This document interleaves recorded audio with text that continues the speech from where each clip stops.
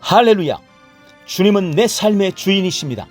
그러므로 나는 오늘 주님이 예비하신 최고의 경로를 따라 나의 발걸음을 인도해 주시기를 기도합니다. 나는 오늘 주님께서 내게 만나도록 계획하신 사람들만 만날 것이며, 내가 듣도록 계획하신 것만 들을 것이며, 내가 말하도록 계획하신 것만 말할 것입니다. 나는 오늘 성령님의 기름 부음 안에서 하나님의 자녀로서 기능합니다. 오늘 나는 예수 그리스도 안에서 빛 가운데 걷습니다. 할렐루야! 2023년 5월 30일 화요일 말씀의 실제입니다. 그리스도인이 어떤 사람인지 아십시오. 그리스도인이 어떤 사람인지 아십시오. 베드로전서 2장 9절 말씀.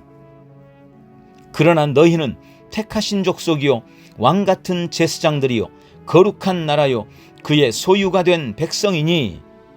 그러나 너희는 택하신 족속이요 왕같은 제사장들이요 거룩한 나라요 그의 소유가 된 백성이니. 아멘. 아마 당신은 사복음서를 읽고 난 뒤에도 그리스도인의 삶과 정체성에 대한 그림을 보지 못할 수 있습니다. 이는 복음서가 부활 후 예수님의 삶에 대한 완전한 그림을 우리에게 제공하지 않기 때문입니다. 예수님이 부활하시고 승천하시기 이전의 행적은 아주 짧게 적혀 있습니다. 그것이 예수님께서 제자들에게 성령님에 대해 말씀하신 여러 이유 중 하나입니다. 성령님은 진리의 영이시며 그들에게 장차 다가올 일을 보여주시고 그들을 모든 진리 가운데로 인도하실 것이라고 말씀하셨습니다. 따라서 그리스도인들이 신약을 공부할 때 그리스도인의 삶의 방식을 가장 잘 참고할 수 있는 말씀은 서신서입니다. 어떤 사람들은 사도행전은 어떻습니까? 라고 묻습니다. 사도행전은 갓 태어난 교회의 행보에 대한 기록입니다.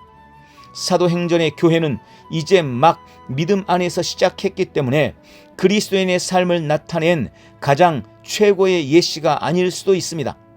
하지만 좋은 시작점이 된 것은 분명합니다. 그러나 새로운 피조물의 삶과 새로운 피조물이 정말 누구인지에 대한 더 깊고 위대한 통찰을 얻으려면 서신서를 공부해야 합니다.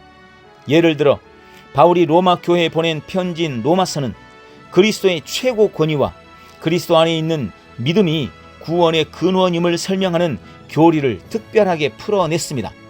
또한 에베소 교회에 보낸 바울의 아름다운 편지를 생각해 보십시오. 에베소서는 어떻게 갓 거듭난 사람들이 하나님을 아는 영적인 지식과 왕국의 실제 안에서 성장할 수 있는지 자세히 설명합니다. 베드로의 편지들도 떠올려 보십시오. 베드로 후서 1장 4절은 말씀합니다. 그 보배롭고 지극히 큰 약속을 우리에게 주사 신성한 성품에 참여하는 자가 되게 하려 하셨느니라. 아멘. 그리스도인이 누구인지에 대한 얼마나 아름다운 설명입니까? 우리는 하나님의 성품에 참여하고 하나님의 신성한 본성을 나누는 사람들입니다. 하나님과 같은 종류의 존재들이며 하나님의 생명을 운반하는 자들입니다. 얼마나 복된 실제입니까? 또한 서신서에는 그리스도의 천년 왕국에 관한 예언적 말씀도 있습니다. 주님께서 천년 왕국에서 유대인들에게 약속하신 모든 것은 이미 오늘날 교회가 누리도록 주신 것입니다. 그러므로 그리스도인의 삶과 그리스도인이 진정 누구인지 알고 싶다면 사도행전과 서신서에 있는 계시와 훈계 그리고 천년 왕국의 유대인들에게 예언적으로 주어진 모든 약속들이 필요합니다. 할렐루야! 자, 구약의 성도들은 거듭난 사람들이 아니었습니다. 예수님께서 사역하실 때 예수님을 만나고 믿었던 사람들 역시 거듭나지 않았습니다. 예수 그리스도가 십자가에서 죽고 부활하신 후 성경의 약속이 성취된 이후에 예수 그리스도를 믿고 영접한 사람들에게 거듭남이 주어졌고 새로운 피조물로서의 삶이 시작되었습니다. 그러니 오늘 말씀의 실제에서 밝히고 있는 것처럼 성도가 새로운 피조물로서의 정체성을 발견하고 그 지식을 얻기 위해서는 사도행전으로부터 시작하여 서신서를 통해 정보를 얻는 것은 매우 당연한 일입니다. 지금 우리는 계시가 열리고 있는 시대를 살아가고 있습니다. 거듭난 성도의 바른 정체성을 발견하고 그 정체성대로 참 그리스도인으로서의 나를 누리는 승리의 삶을 살아가시기를 축원합니다. 할렐루야! 함께 기도합니다. 사랑하는 아버지, 나는 그리스도 안에 있는 새로운 생명의 실제를 공부하고 영적 성장을 얻기 위해 양육되며 강건해지고 있습니다. 나는 성령님을 의지하여 발전하고 있으며 나를 위한 말씀의 유익은 멈추지 않습니다. 예수님 이름으로 기도합니다. 아멘. 한 번 더 따라서 기도합니다. 사랑하는 아버지, 나는 그리스도 안에 있는 새로운 생명의 실제를 공부하고 영적 성장을 얻기 위해 양육되며 강건해지고 있습니다. 나는 성령님을 의지하여 발전하고 있으며 나를 위한 말씀의 유익은 멈추지 않습니다. 예수님 이름으로 기도합니다. 아멘. 자, 오늘도 그리스도인으로서 더욱 성장해서 하나님의 뜻을 이루는 복되고 귀한 날 되십시오. 할렐루야! 승리하는 성도의 믿음의 고백. 하나님의 전신갑주로 무장하기. 사랑하는 아버지, 나에게 하나님의 전신갑주를 허락하여 주시고 늘 주 안에서 승리하게 하시니 감사합니다. 나는 나의 싸움의 대상을 알고 있습니다. 나의 싸움은 사람과의 싸움이 아닙니다.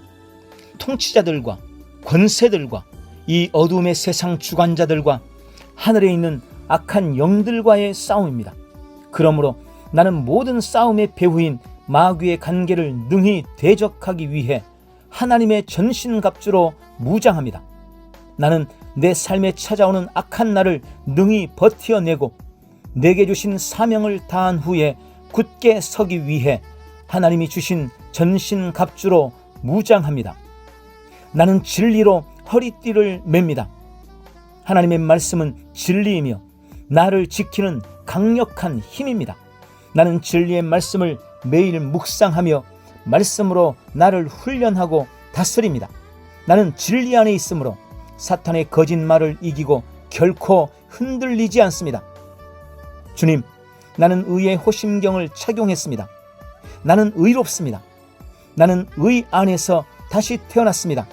내가 의인이므로 사탄, 마귀나 사람, 어떤 환경이나 상황 앞에서도 결코 정죄함이 없으며 언제나 강하고 담대합니다. 나는 의의 호심경으로 사탄의 모든 정죄함을 이깁니다. 아버지, 나는 평안의 복음이 준비한 것으로 신을 신었습니다. 나는 그리스도 안에서 참 평안을 소유하고 있으며 모든 인간관계에서 평안을 추구합니다. 내가 가는 곳에 불화나 불신은 없을 것입니다. 나는 화목하게 하는 복음의 신발을 신었으므로 가는 곳마다 평안을 선포합니다. 나는 결코 이 신발을 벗지 않을 것입니다. 나는 누구에게도 복음을 전할 준비가 되어 있습니다. 주님, 나는 믿음의 방패를 들었습니다. 나는 원수의 어떤 공격에도 당황하지 않습니다. 악한 자의 어떤 무기도 믿음의 방패를 뚫을 수 없습니다. 나를 향해 쏜 모든 불화살은 흔적도 없이 사라집니다. 나의 방패는 의심, 두려움, 원망과 불평, 온갖 저주의 말과 욕심의 화살을 다 막아냅니다. 어떤 시련과 시험, 유혹과 핍박도 이깁니다.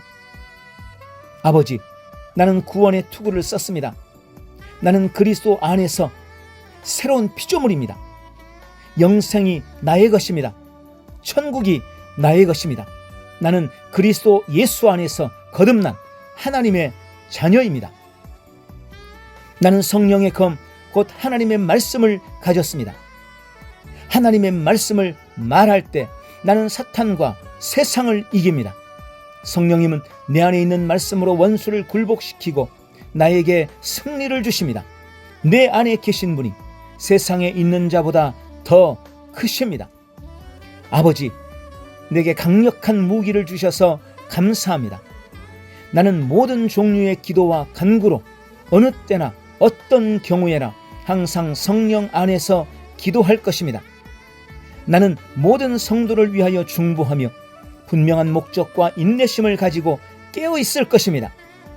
나의 탁월한 능력과 힘은 그리스도를 통하여 복음의 일꾼으로 나를 부르신 하나님께로부터 나옵니다. 예수님의 이름으로 기도합니다. 아멘.